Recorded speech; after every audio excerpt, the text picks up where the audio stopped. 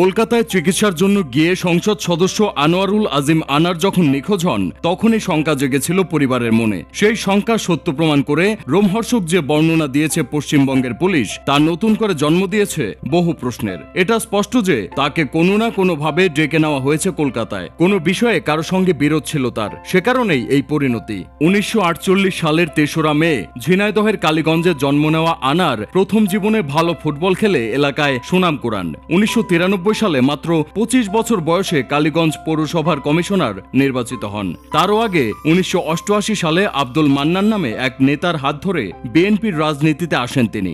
মান্নান 1995 সালে আওয়ামী লীগে যোগ দিলে সঙ্গী হন আনারও। 1996 সালে আওয়ামী লীগ সরকার ক্ষমতায় আসার পর দক্ষিণ পশ্চিমাঞ্চলের সর্বহারাদের অত্যাচার নির্মূল করা হয়। এ ব্যাপারে সহযোগিতা করেন আনার। মূলত এটাই তাকে দলের কেন্দ্রীয় নেতৃত্বের কাছাকাছি নিয়ে আসে। কালক্রমে কালীগঞ্জ উপজেলা আওয়ামী লীগের সাধারণ সম্পাদক ও পরে সভাপতি হন তিনি। 2009 সালে নৌকা নিয়ে কালীগঞ্জ উপজেলার চেয়ারম্যান হন আনোয়ার আজিম আনার। এরপর 2014, 2018 এবং চলতি বছরের নির্বাচনে সংসদ সদস্য নির্বাচিত হন। এই 3 নির্বাচনেই তিনি সহজে পার পেয়েছেন। দিতে হয়নি জনপ্রিয়তার পরীক্ষা। সংসদ সদস্য হলেও প্রোটোকল নিয়ে চলাফেরা করতেন না আনোয়ার আনার। মোটরসাইকেল চড়ে মানুষের খোঁজ নিতেন। একবার অ্যাম্বুলেন্সে করে অসুস্থ রোগীকে হাসপাতালে পৌঁছে দিয়ে আলোচনায় আসেন তিনি। এলাকায় ব্যাপক জনপ্রিয় ও সাংসদের মৃত্যুর খবরে হাহাকার করছে মানুষ। তবে ডক্টর জেকেলের মধ্যে যেমন দুষ্টু চরিত্র মিস্টার হাইড লুকিয়ে, আনারেরও তেমন আরও একটি সত্তার খবর মিলেছে। হুন্ডি ব্যবসা, সোনা চোরাচালান সহ বিভিন্ন অভিযোগের মামলা ছিল তার বিরুদ্ধে।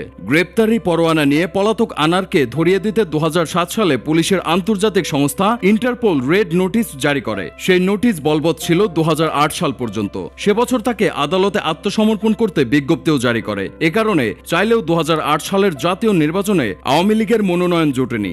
নানা সময় তার বিরুদ্ধে মামলা ছিল মোট 21টি। কোনটিতে খালাস পেয়েছেন, কোনটি থেকে অব্যাহতি। তদন্ত সংশ্লিষ্টদের বরাতে সংবাদ মাধ্যমে এসেছে যে আনারের স্বর্ণ ব্যবসা ছিল ভারতে। তার বাল্যবন্ধু আক্তারুজ্জামান ওরফে শাহিন ছিলেন সেই ব্যবসার অংশীদার। এই দুজনে মিলে সীমান্তে চোরাচালান ও হুন্ডি কারবার নিয়ন্ত্রণ করতেন বলে খবর এসেছে। সেই স্বর্ণের ভাগবাটোয়ারা নিয়ে ঘটনাটি ঘটতে পারে এমন একটি অনুমান নিয়ে এগোচ্ছে বাংলাদেশ ও ভারতের পুলিশ।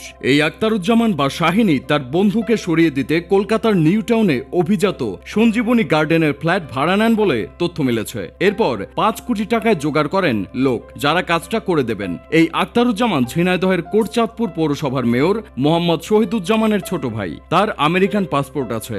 আনারকে সরিয়ে দিয়ে তিনি দিল্লি হয়ে নেপাল চলে যান। এরপর যুক্তরাষ্ট্রে উড়ে যান বলে সন্দেহ করা হচ্ছে। নিউ ইয়র্কের ব্রুকলিনে তার বাসা আছে।